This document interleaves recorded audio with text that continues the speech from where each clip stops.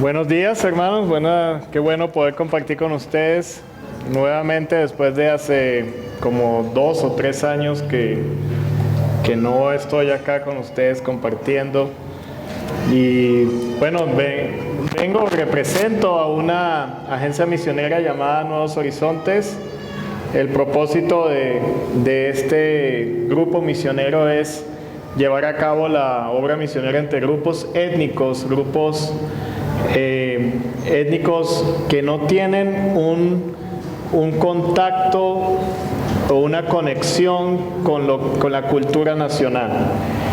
Cuando no tienen un contacto o una conexión con la cultura nacional, sucede una cosa, y es que en esa cultura nacional está el Evangelio, pero en estos pequeños grupos que están alrededor de la cultura nacional no se encuentra el Evangelio.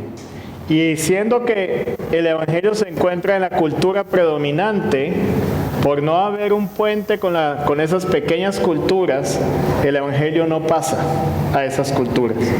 Y eso es lo que sucede con la situación de los grupos étnicos aquí en Colombia, grupos indígenas, donde no hay lo que ustedes tienen a la mano, a disposición, en el idioma español, la palabra de Dios en diferentes versiones, la palabra de Dios completa, iglesias cristianas a las cuales asistir, lugares donde tener algún tipo de entrenamiento bíblico.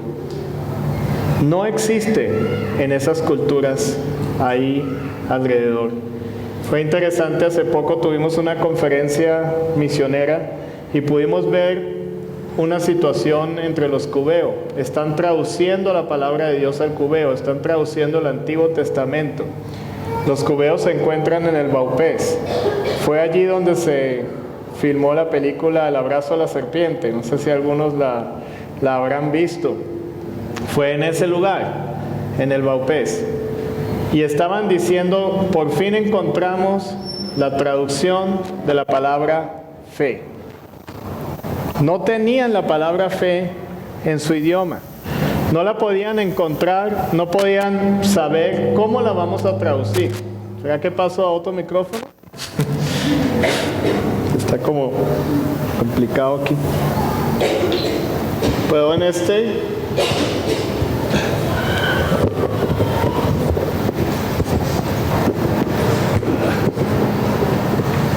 Listo. Se va a apagar acá.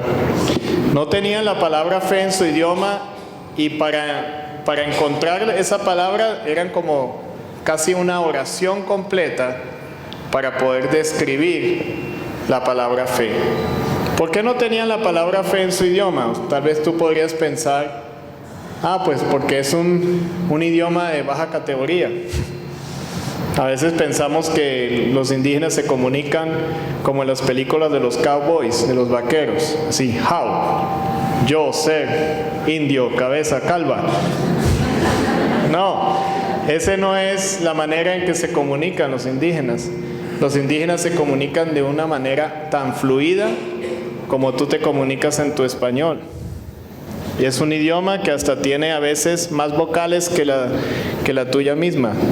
Hay idiomas indígenas donde utilizan diferentes tonos, donde casi hay que aprender a cantar, saber cantar para hablar el idioma, como pasa entre los ticuna. Un idioma, una palabra que se escribe idéntico, pero que tiene 7 tonalidades distintas. Y tú puedes llegar a decir, voy al baño, cuando lo que querías decir es, ya voy, espera un momento. Y no era la intención decir voy al baño, sino que utilizaste el tono que no era. ¿Por qué entonces no encontramos la palabra fe en el idioma cubeo? Porque nunca existía esa palabra en esa cultura. Cuando nosotros tenemos en un idioma la palabra perdón, la palabra gracias, la palabra fe, es porque alguna vez en ese idioma el Evangelio penetró. Porque alguna vez ese idioma tuvo contacto con el Evangelio. Hay idiomas en el mundo donde no existe la palabra perdón, donde no existe la palabra fe. Esos idiomas, cuando no tienen esa palabra, es porque el Evangelio no ha impactado esa sociedad, esa cultura. Y por eso los cubeos no tienen la palabra fe. Ya la tienen, ya la han encontrado. La han tenido que, no como palabra única, sino encontrar alguna situación cultural donde se puede ver que existe la forma de decir, creo que eso va a llegar a suceder. Y de esa manera, uniendo esas palabras, decimos, esta es la fe. Esta es la palabra.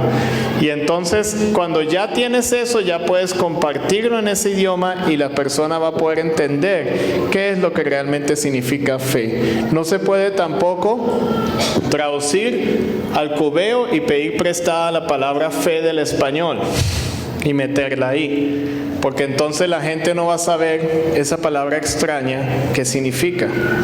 Es complicado, pero es posible. Y que si quisiera compartir hoy con ustedes de la epístola a los Filipenses, una de las palabras que me ha llamado mucho la atención en este estudio, lo habíamos hecho allí en el Instituto Misionero con Julieta, que en el grupo de Julieta, este semestre pasado estábamos estudiando homilética y decidimos enseñar la epístola a los Filipenses de forma expositiva. Cada uno de los estudiantes, Julieta tuvo que estudiar una parte. También el semestre anterior a este lo tuvo que memorizar toda la epístola a los Filipenses. ¿Sí te la sabes, Julieta? O ya se te... Bueno, al final usted se puede acercar donde Julieta, o de pronto ahorita mismo le pedimos que pase y no. Seguramente va a ser como complicado. Pero todo un semestre estuvo memorizando la epístola por secciones y a lo último la tuvo que decir toda. Los 4 capítulos, lo tuvo que decir todo. Pero después lo más interesante es que habiéndolo memorizado, lo tuvo que compartir, que enseñar. Y descubrimos algunas joyas interesantes, algunos diamantes en esta palabra de Dios que siempre encontramos. Una de esas diamantes o de esas joyas es la palabra participación. La palabra participación, y también otra joya que encontramos que se ve vez tras vez es la palabra día del Señor. Y estas son palabras que se repiten y parecieran que titilan así como para llamar tu atención acerca de la importancia de esta palabra. Pablo escribe a la epístola a los Filipenses desde la ciudad de Roma en una casa por cárcel. Fue acusado por los judíos en Jerusalén de distorsionar las creencias, de alborotar al pueblo, de tratar de acabar con una cultura milenial como la judía, y muchas falsas acusaciones aún de estorbar al imperio romano. Y entonces le querían juzgar en Jerusalén con un juicio amañado, muy similar al que el Señor Jesucristo tuvo. Y Pablo aprovechó la ocasión porque él decía, quiero ir a Roma, no había ido hasta ahora, quiero ir allá, a la capital del imperio, y quiero visitar a los hermanos creyentes allí. Y también deseo que los hermanos creyentes ahí le ayuden a llegar a España y a continuar la proclamación del Evangelio y a plantar iglesias en España. Y aprovechó la ocasión y como ciudadano romano que era, les dijo, yo no quiero que me juzguen en Jerusalén. Y entonces él dijo, yo deseo que me juzgue el César. Y ante ese deseo dijeron, bueno, estás en tu derecho, así que vamos a enviarte allá. Y entonces podemos verlo al final del libro de los Hechos, como Pablo queda navegando hacia Roma y sufre un naufragio, y después por fin logra llegar allá, le asignan una casa por cárcel, y aquí cuando escribe Filipenses está esperando el juicio. Se nota ahí que está visitando los tribunales, que está llevando la situación judicial. Acuérdense ustedes que el Imperio Romano fue muy avanzado en esto del derecho. Hoy en día todavía se estudia derecho romano, es la base de nuestro sistema judicial, y todo esto lo vivió Pablo allí en esa época. Los hermanos en Filipos, Pablo fundó esa iglesia. ¿Se acuerdan ustedes en el capítulo 16 de Hechos que él ve la visión de un varón macedonio que le dice: pasa a Macedonia y ayúdanos? Él se encuentra en la zona de Asia, lo que hoy en día es Turquía. Y al ver esa visión, encuentra que es la voluntad del Señor ir hasta allá. Filipos es la primera ciudad europea que recibe el Evangelio. Pasa al continente europeo cuando tiene esa visión y llega a compartir ahí. Es una ciudad donde no había judíos, solo había una mujer, Lidia, que trabajaba en telas, y que le reciben la casa para que tengan como un estudio, y poco a poco empiezan a llevar el Evangelio.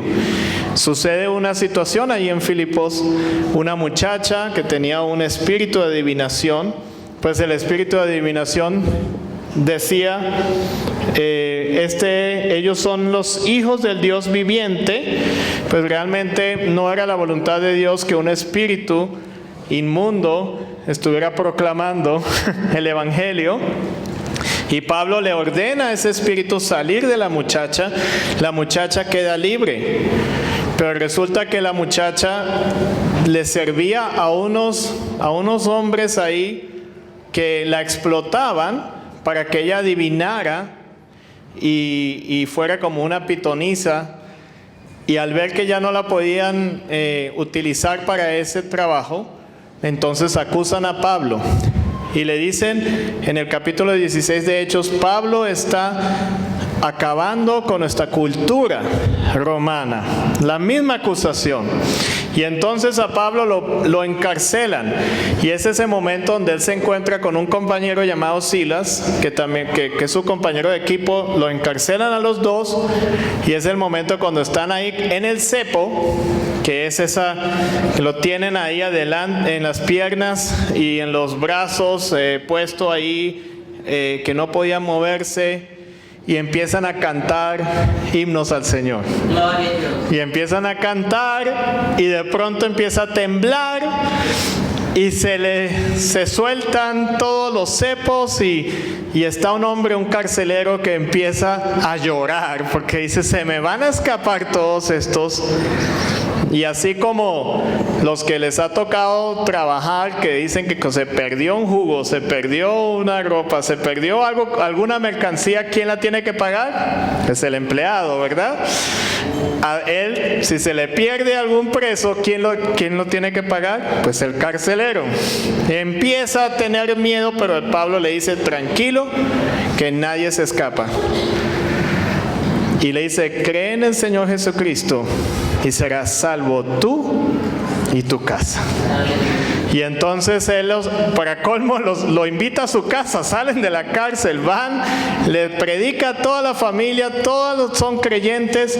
Vuelve a la cárcel y ahí se queda hasta el día siguiente en que les dicen: estás libre. Todo eso sucede en Filipos. Es la iglesia de Pablo, es la iglesia del misionero. Y esa iglesia le envía una ofrenda a Pablo a través de un hermano llamado Epafrodito. Ese Epafrodito hace un viaje largo, porque eso se encontraba en la península helénica, y Pablo estaba en la península itálica. Había un mar entre los dos lados. el mar Adriático, tenía que cruzar ese mar, tenía que llegar donde Pablo. Era un viaje inmenso. Y llegó con la ofrenda. Y al recibir Pablo la ofrenda, escribe Filipenses. Y así nos encontramos en esta epístola a los Filipenses. Y ahí en esa epístola entonces llama la atención esa palabra participación y esa palabra día del Señor. La palabra participación significa koinonía. Koinonía lo usamos nosotros, pero yo digo que usamos apenas el 5% de lo que esa palabra significa. Nosotros utilizamos koinonía cuando decimos, hermanos, vamos a tener un tiempo de koinonía. Y nos vamos todos a un lugar, no sé, a dónde les gusta pasear a ustedes. A ustedes como que les gusta decir al frío, ¿no?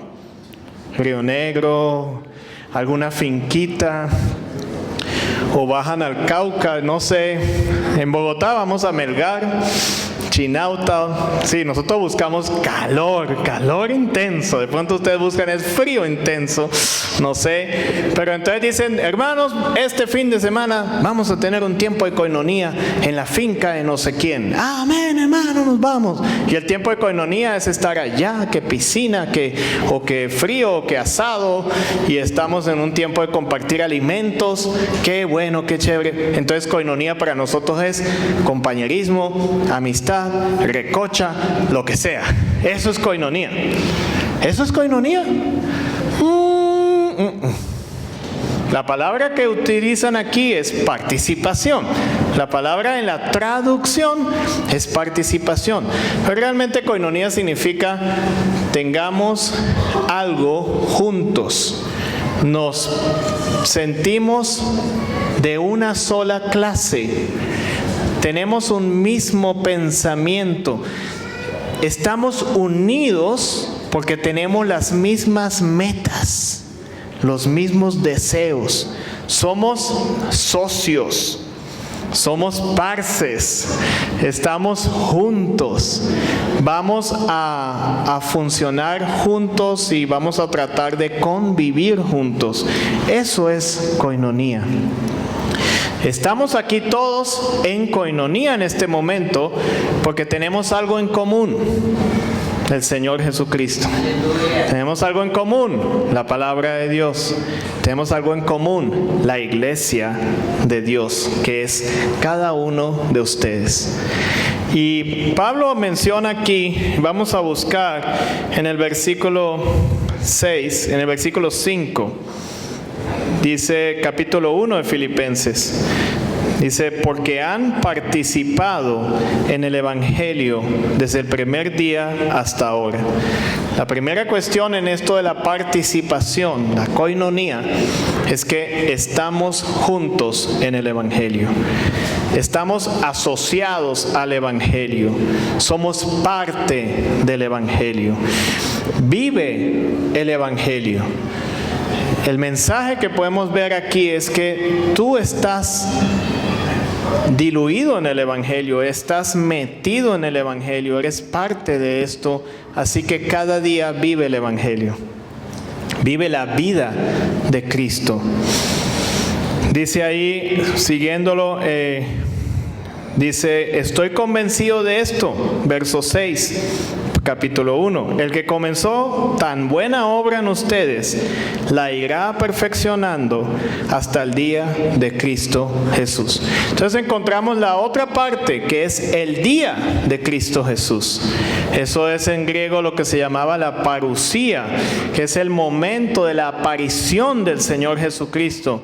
Pero más que aparición del Señor Jesucristo, es el momento de su completa glorificación. Él ya ha sido exaltado, Él está sentado a la diestra del Padre, pero en ese momento que se llama el día de Jesucristo, es el momento en que todo ojo le verá en este mundo y se sentará en el trono y se sentará a juzgar y aparecerá como el Rey de Reyes, Señor de Señores, delante de todos.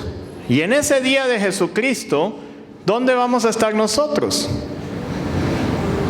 Escondidos debajo de alguna tabla, alguna mesa, corriendo de aquí para allá.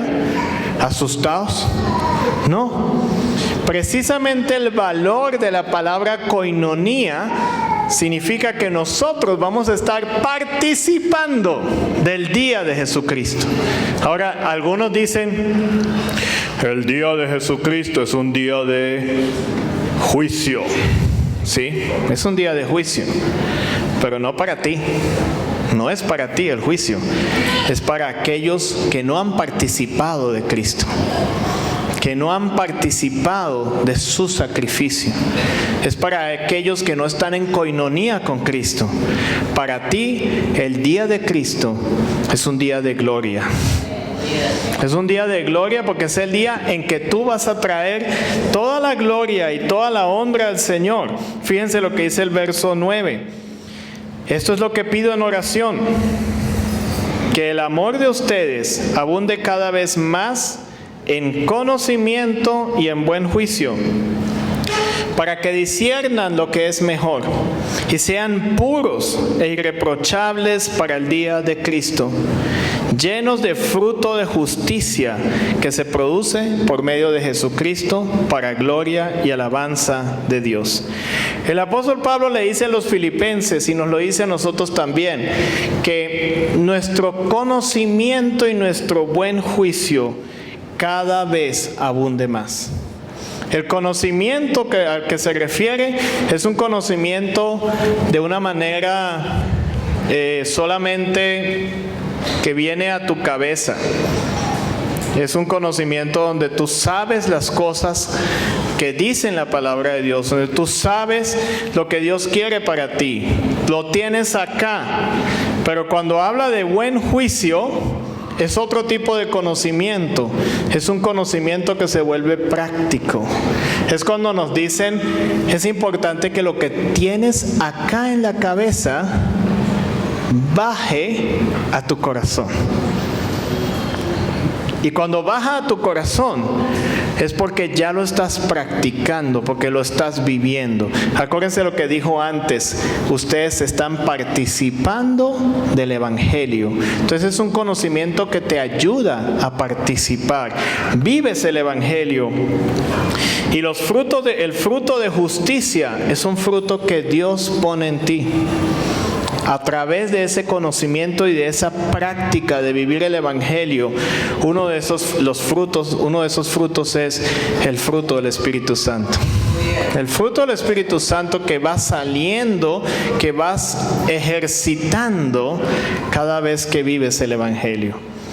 Y el apóstol Pablo nos dice acá, mira que esto es algo que tú puedes llevar el día de Jesucristo. El día de Jesucristo también es el tribunal de Cristo. Se puede pensar en eso, donde aquellas cosas que son oro, plata, piedras preciosas, que cuando pasan a través del fuego, se queman, pero quedan mejor de lo que estaban. Pero también hay cosas que traemos, heno, hojarasca, que cuando lo llevas ante el fuego, ¿qué pasa? ¿Alguna vez han visto quemar esas hojitas de la guadua? Uy, eso quema facilito. De un momentico a otro. Lo más bueno para prender una fogata es usar uno de esos porque empieza a quemar. El problema es que quema en un segundo. Ya no está. ¿Qué cosas tienes tú? Identifícalas. Que cuando las pones al fuego, se queman. Ahora, ¿cuál es el fuego? Yo pienso que el fuego es la gloria de Jesucristo. Ese es el día de Cristo, es el día de la gloria de Jesucristo. Bueno, ¿qué cosas estoy haciendo yo que traen gloria a Cristo? Esas son las que van a permanecer. ¿Y qué cosas estoy haciendo yo? Estoy enfrascado, ese es mi enfoque, que no traen la gloria a Jesucristo. El día de Cristo no vale nada.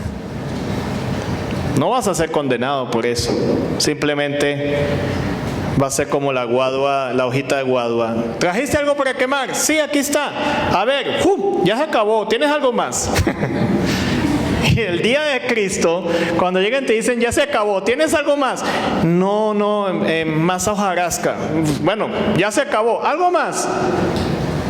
Entonces es donde tienes que decir, yo compartí el Evangelio, yo viví el Evangelio, aquí hay una piedra preciosa, está más bonita todavía. Esto trajo gloria a Dios, esto trae gloria a Jesucristo. Y entonces el apóstol Pablo le dice a ellos, pónganse pilas con esto, pónganse a mirar esto y busquen, como decía allí en el verso 9, esto pido en oración, que el amor de ustedes abunde cada vez más. ¿Para qué? Para que disciernan lo que es mejor. Tienes que discernir, Señor, ¿qué estoy haciendo que es plata para ti? ¿Qué estoy haciendo que son piedras preciosas para ti? ¿En qué estoy haciendo que te trae oro a ti? Y Señor, ¿qué cosas a mí me parecen oro, plata y piedras preciosas, pero que para ti simplemente es heno, hojarasca y chamizo? Nada. Y empieza a buscar, yo quiero hacerlo mejor. Y lo que el apóstol le está diciendo es, participa del Evangelio, funciona con el Evangelio. Y le dice allí en el verso 27 del mismo capítulo 1, les dice, pase lo que pase. Y casi que Pablo les está diciendo, sea que salga de acá o no salga de acá, pase lo que pase, compórtense de una manera digna del Evangelio de Cristo. De este modo, ya sea que vaya a verlos o que estando ausente solo tenga noticias de ustedes, sabré que siguen firmes en un mismo propósito. Y esa palabra firmes es una palabra militar. Es el soldado que está firme. ¿Han visto esos soldados en el Palacio de Buckingham que se quedan quietos? Que hasta hay videos donde hay gente haciéndoles cosquillas en el oído y no se mueven. Les hacen de todo y se quedan quietos, firmes. Y nos dice a nosotros, hermanos, estén firmes en el Evangelio, no se muevan del Evangelio, como decía el de RCN, no se muevan del Evangelio. Quédense quietos en el Evangelio. Hermano, no se dejen llevar por cualquier cosita de, ay, esto ya pasó de moda, eso es una etapa en mi vida, el pecado es tan chévere que yo como que dejo esto, cualquier cosita que te puedas inventar.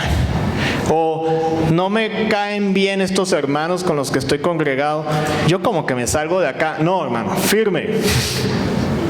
Como ese, que te den cosquillas pero tú no te mueves de ahí. Eso es, estén firmes en un mismo propósito, luchando unánimes por la fe del Evangelio. Y dice, y sin temor. Y hermanos, a los hermanos en Filipos les iba peor que a ustedes. 3, 4, 5, 8, 10 veces peor que ustedes. Ellos estaban en una colonia romana. Y en esa colonia romana la gente se las echaba de que eran romanos. Y decían, nosotros estamos aquí viviendo la cultura romana, que es lo mejor que hay. Pero sabemos por lo que hemos visto que eso se inventaban unas orgías donde vomitaban lo que comían para poder seguir comiendo, que tenían orgías de toda clase, que podemos encontrar orgías así en este mundo de Medellín, sí, y en este mundo de Antioquia podemos encontrar esas cosas también, pero eso era algo cultural tan aceptado por todo el mundo. Ellos podían vivir todo eso, pero el apóstol le dice, no participen de eso, participen del Evangelio. Ellos podían andar en todas esas situaciones y la gente empezaba a acusar a los creyentes, ustedes no son romanos. Cuando Pablo decía, Jesús es el Señor, estaba diciendo Jesús es el Curios, Jesús es el Señor, Jesús es el máximo. Pero resulta que en ese tiempo decían otra cosa. Había un dicho, el César es el Señor, el César es el máximo. Y le preguntaban a un creyente, ¿el César es el Señor? No. ¿Cómo que no? Jesús es el Señor. Llévenselo. Y esta gente tenía que creer y confirmar y dar testimonio y decir: Jesús es el Señor, no es César. Jesús es el Señor. Respeto al César porque es autoridad, pero el Señor, el máximo de todos, Jesús es superior al César. Ay, ay, ay, lo que sucedía. Y Pablo les dice: no tengan temor. Verso 28, y sin temor alguno a sus adversarios, lo cual es para ellos señal de destrucción. Para ustedes, en cambio, es señal de salvación, y esto proviene de Dios. Les decía de tal manera que decía: si ellos te están destruyendo a ti, si ellos te van a mandar a matar a ti, si ellos te van a hacer daño a ti, ese daño que te están provocando es un indicio, es una señal del daño que va a venir sobre ellos. Eso es lo que está diciendo. Cuando hablas de un indicio, cuando hablas de un señal, es como un pálpito que tienes. Tú tienes un pálpito. Algo me va a pasar. Y un estudiante, cuando estábamos haciendo eso, dijo: eso es como cuando tú andas por un callejón por ahí en una zona como peligrosita, y estás en ese callejoncito y ves que adelante hay 2 manes y atrás otros 2 manes también. ¿Qué pálpito tienes tú? Tengo un pálpito que hasta aquí llegó mi celular, mi cartera, y yo no sé si mi vida. Eso es pálpito. Y está diciendo: aquellos que te destruyen por tu fe, aquellos que te persiguen, a ellos les va a quedar un pálpito, que el Señor los va a juzgar. Pero para ti es un indicio de salvación, porque si te van a destruir, más rápido estás con el Señor. Eso es lo que Pablo les está diciendo.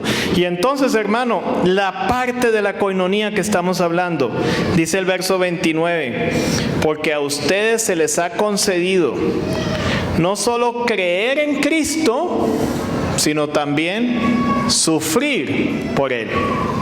Esa es la participación. ¿Cuántos creen en Cristo? Amén. Digan amén, amén, amén.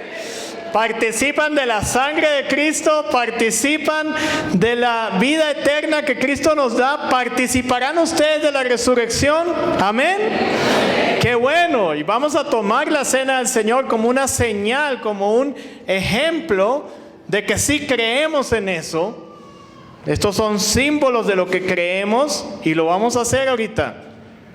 Pero también aquí nos dice, esa participación, esa coinonía, eso de poder sentirse, yo tengo parte en esto, también tiene otro lado de la moneda. Ya no nos gusta tanto, pero hermano, cuando te toque sufrir así, date cuenta, qué gozo, estoy participando de Cristo. Aún en esto, cuando te saquen del trabajo porque tú no quieres hacer lo que ellos están queriendo que tú hagas, que no glorifique a Dios, en ese momento tú puedes decir, Señor, yo estoy participando contigo. Dice, se les ha concedido no solo creer en Cristo, sino también sufrir por Él. Y dice, pues sostienen la misma lucha que antes me vieron sostener y que ahora saben que sigo sosteniendo. Dice, lo mismo que me está pasando a mí, les está pasando y les va a pasar a ustedes. Uy, Pablo está en la cárcel por predicar el Evangelio. Y Pablo dice, lo que me vieron haber pasado a mí, lo que me vieron que yo pasé, pues ¿qué vieron ellos? Lo vieron en la cárcel en Filipos, encarcelado allí con Silas. Y ahora dice, ¿y dónde estoy ahora? Interesante cómo habla Pablo. Pablo dice, me vieron a mí en la cárcel cuando me conocieron, ¿verdad? Sí, Pablo. Bueno, pasaron los años. ¿Y dónde estoy ahora? Pues en la misma situación. En la misma guandoca estás. Bueno. Entonces, hermano, esto es vivir el Evangelio. Este es el mensaje que el Señor nos está dando a nosotros hoy en día. Hermanos, ustedes están participando de esto. ¿Qué tiene que ver con misiones? Que es que misiones es parte de esto de manera suave, natural. No tenemos que llegar y decir simplemente, esto es algo especial que tenemos hoy, misiones. No, misiones es normal. Misiones es compartir afuera el evangelio, compartirlo más allá y compartirlo bien lejos. Y compartirlo con gente de diferente cultura. Y Pablo allí en el verso 19,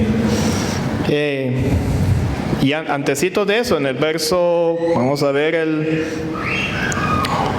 7 del capítulo 1 le dice: es justo que yo piense así de todos ustedes, porque los llevo en el corazón, pues ya sea que me encuentre preso o defendiendo y confirmando el evangelio, todos ustedes, otra vez la palabra, participan conmigo de la gracia que Dios me ha dado. Y él dice: yo estoy preso, yo estoy defendiendo el evangelio, estoy confirmando el evangelio. Eso significa confirmando cuando hubo resultados de personas creyendo, es confirmación del evangelio. Pero cuando es una persona que está dura, que no quiere creer, que dice yo soy católico, apostólico y romano, o que dice yo soy mormón, o que dice yo no soy nada, cualquiera de esos que no quiere creer que Jesús es el Señor y Salvador, tú estás defendiendo el evangelio hasta que ellos crean y viene la confirmación. Pero Él les dice: ustedes están participando conmigo. Y Él es el misionero. Él está en Roma. Él es el que está encarcelado. Los otros están en Filipos, lejos. Pero Él les dice: participan conmigo. Hermanos, ustedes participan del evangelio. Participan de las cosas buenas que el Señor les da. Participan de las cosas donde hay sufrimiento por vivir el evangelio también. Participan de lo que los misioneros están haciendo y lo tienen que sentir como algo suyo propio. Ahí hay unas hojitas, hay un marcalibros, algo así, donde dice ¿cómo es? Comisionamos. Muy bonito el diseño. Cuando lo volteas, dice familia Barrios, hermanas Marta y Estela. Otro dice familia Madrid Yara. Y otro dice familia Bulla Cano. ¿Qué coinonía tienes tú con ellos? ¿Qué participación tienes tú con ellos? ¿Sabes quiénes son? ¿Sabes dónde están?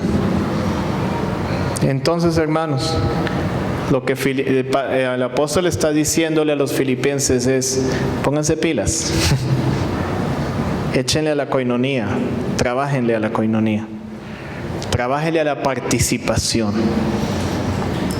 Ustedes participan en esta gracia. Y luego allí en el verso 19 dice el apóstol Pablo: porque sé que gracias a las oraciones de ustedes y a la ayuda que me da el Espíritu de Jesucristo, todo esto resultará en mi liberación. Es tanta la participación que el Señor te da a ti en la obra misionera, que tu oración tiene un poder especial. A los filipenses, Pablo les dijo: ustedes son tan parte conmigo en esto, que yo sé que si ustedes van a orar con la ayuda del Espíritu de Jesucristo, yo voy a salir de esta cárcel. ¿Se acuerdan de la iglesia que oró por Pedro? En el libro de los Hechos, Pedro estaba encarcelado. Y los hermanos dijeron: Pedro está encarcelado, oremos por Pedro. Oraron esa noche. Y mientras estaban orando, ¿qué pasó? La puerta sonaba. Y alguien dijo: uy, llegaron los soldados a encarcelarnos a nosotros también. Y entonces se fue una niña. Oiga, mandan a la niña, ¿no? Bueno, llega una niña, abre la puerta y ve a Pedro y ¡pum!, la cierra otra vez y dice: ¡ay! No creo que dijo Ave María, pero bueno, no era paisa, pero dijo: ¿qué es esto? Y entonces dicen, no estaban orando por eso, pues entonces abra la puerta y deje que pase. Y entonces, wow, qué bueno que está aquí. La iglesia participando. Participen, hermanos, con su oración. Es interesante que primero colocan oración y después provisión del Espíritu de Jesucristo, ayuda del Espíritu de Jesucristo, porque hay un equipo aquí. Ustedes son parte del equipo de Dios. Ustedes son parte del equipo de estos misioneros. No vayan a decir nunca, hermanos, nunca. Eso que siempre dicen. Ay, qué lindos los misioneros, wow. Uy, cómo están metidos allá. Esa gente sí tiene un llamado especial. Eso es una comisión especial que tiene una vocación, hermano. Realmente una vocación que tiene esa gente. Son unos héroes, esos merecen una estatua. No, hermanos, nunca. Esa gente es igualita a ti. Gente tiene unas ganas de salir de ella, tomarse una Coca-Cola y unas arepas de choclo. Tienen unas ganas, pero no pueden. Les toca ya punta de pescado, sabroso también. Hermanos, son igualitos a ti. ¿Quién tiene la vocación? ¿Quién tiene la vocación misionera? ¿Esos misioneros? Tú. Porque Dios llamó a su iglesia. ¿Quién es la iglesia? Tú. Todos ustedes. Participación. Koinonía. Ustedes tienen un poder especial. De aquí en adelante, hermanos, si alguna vez pensabas, yo estoy aquí y los misioneros allá, piensa en koinonía. Estamos juntos, asociados.